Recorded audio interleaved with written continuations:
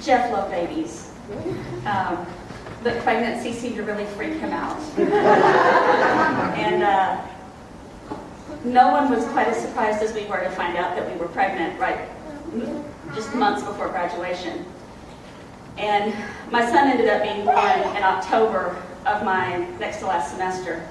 But I had to go to school in order to graduate on time. So we worked everything out, and I had to take Jeff's lighting class. And I was huge. I mean, huge. And so I walked into class the first day, and Jeff looked at me and said, "What are you doing here?" And I said, "I'm taking your class." He said, "No, you're having a baby." And I said, "Not today." Well, Jeff panicked. And Axel was very young at this point. I think you were just over a year old. And he made me write down my parents' contact number, my husband's contact numbers, the doctor's contact information, the hospital's information, the ambulance information, my insurance information. And he put it in his wallet. And we were talking about it, and he looked at me and he said, "You know, if your water breaks, you have to clean it up before you leave." That was indicative of that semester with Jeff. Those of you that took lighting know that lighting was the class. If you missed a test or a project, you had to take a comprehensive final. Nobody wanted to take that final, and I wasn't going to. So I came back to school a week after my son was born, and my dad was taking the class with me. And he would drive me back and forth. We would bring the baby in the baby carrier and sit it on the floor and take turns rocking it while we took notes.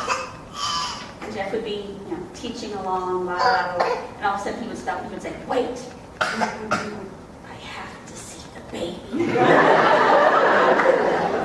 And he would come up to my son, and he'd get right over the carrier. He'd go, "Coachy, coachy,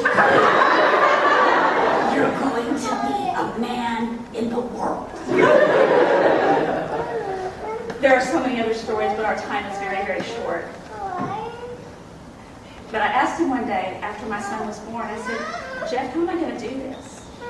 How am I going to be a mom and do theater and do right by both?" And he looked at me and said, "It's easy. You get a wife."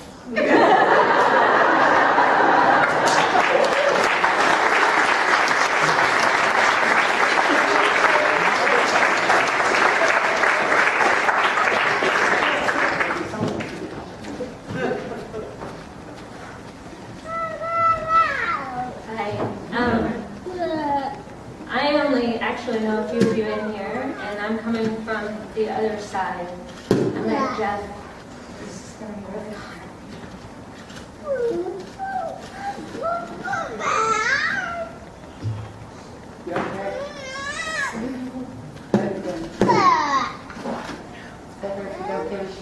I know.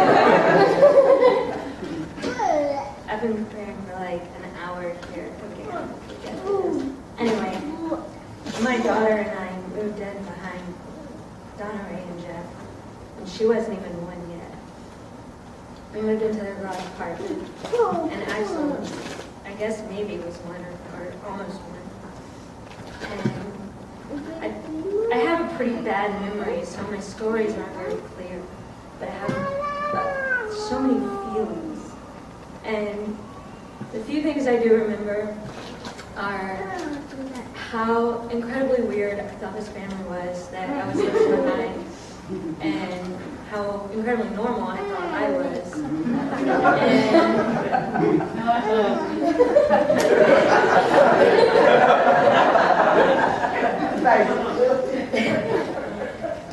And surprisingly, we got along really well, and we became a family really early. And when you're raising a kid by yourself,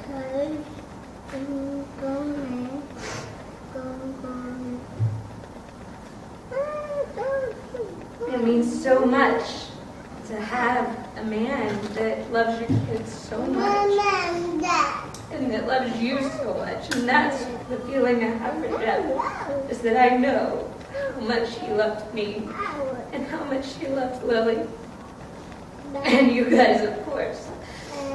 when we went on family vacations together, we danced and danced all the time in the yard with the kids.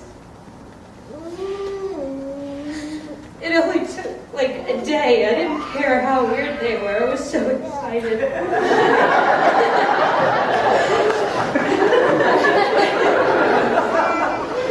And then, raising your kid around that is so crazy and so fun. And they were so alive. And, we put them in front of Rocky Horror Picture Show and danced around with them and sang songs. And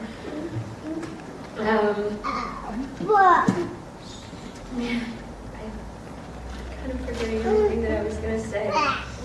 But all of you guys in the theater, y'all were very important to him, and he did talk about all of you a lot, more about like who I was or wasn't allowed to date that he knew.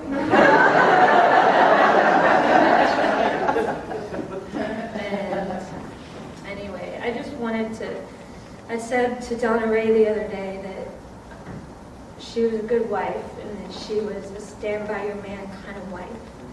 And I've never been that, but I always respected that about Donna Ray. And as crazy as either one of them were and are, they really did stand beside each other at the end of the day. And I hope that we always get to keep this family that we have built. And I hope that Lily and Axel will always be close. And I hope that Lillian learns to, I don't know what I was about to say, but one of my favorite things was watching this video, and you wonder what your kids think about other people, and this picture comes up of 3 little kids, and it's 2 little boys in suits and a little girl in the middle, and Lily says, "That's Jeff in the middle."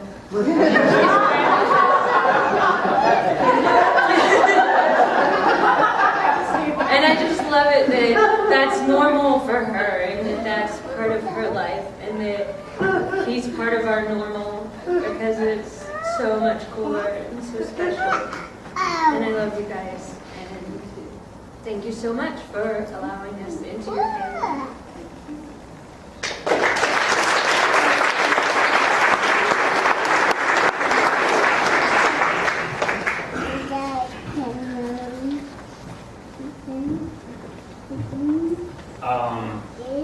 If any of you ever try and smoke in the shop, I'm the guy that says no. So, Robbie Watson, I was honored enough to have had Jeff in my life for half of my life. A teacher I once had told me that we're sum total of everyone that we encounter. And I can tell you that Jeff takes up a bigger part of that pie chart than anyone else I've ever encountered. Thinking about all the stuff I was going to say over the last couple of days, just trying to wrap my head around some stuff. Some of the stories kept on coming up on Facebook and different social medias and talking and stuff, and it occurred to me that everybody was Jeff's favorite. And that is a testament to the amount of love that Jeff put out. I have, like I said, I have 18 years of stories and experiences and lessons, and just very cherished moments. And the most cherished moments I haven't spoken about it yet, is sitting in the back of Donna Ray's yard. Candles going, Lucky running around, sniffing different places and licking up beer that we've spilt, and worried about him getting glass in his tongue. And Elvis Costello comes on, and Jeff just gets this perfectly combed look and starts serenading Donna Ray. And of all this stuff that Jeff ever taught me about theater, the most important lesson he ever taught me was how to love others and how to give more of yourself. And just not give a damn if anybody give it back to you. Everywhere I ever went with Jeff, everybody knew him, everybody loved him, and nobody had anything ill will to say towards him. He'd piss you off whenever he'd chastise you and tell you were fired because you felt like you had just done your best work. But it was because he knew that you only did half the effort that you could have and what he saw in you. And Donnery, Axel, he loved y'all so very much. And thank you for the time that you gave him to us. So.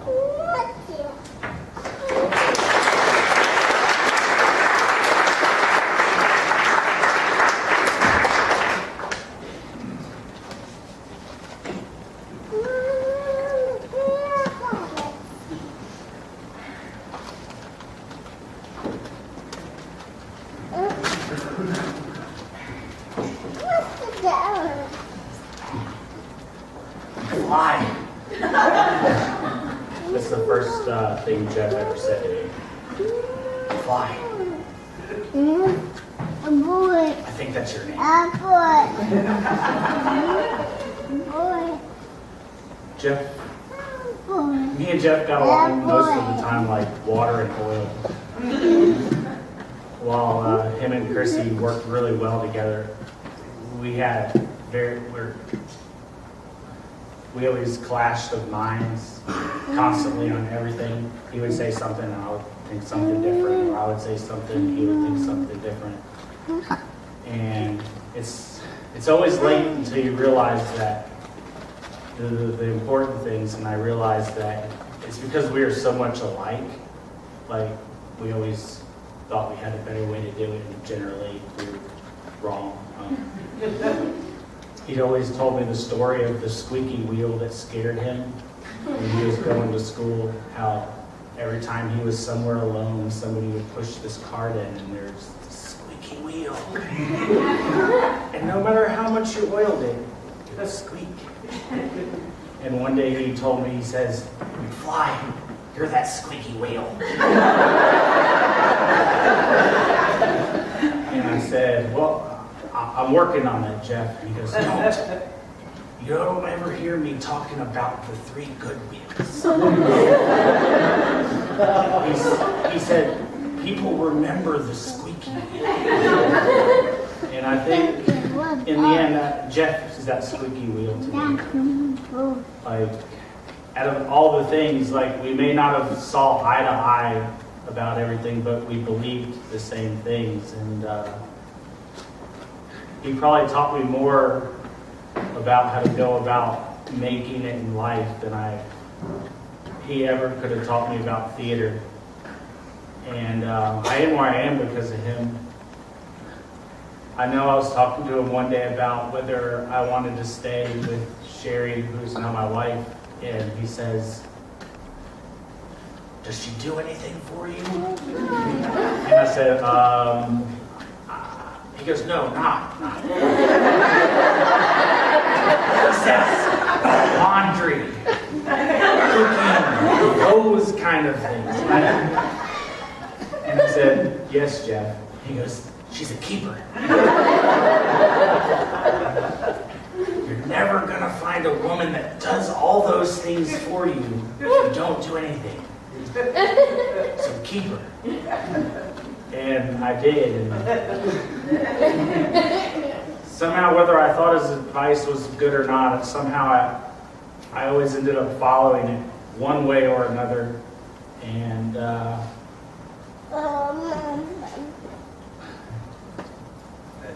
mean, what more can you say?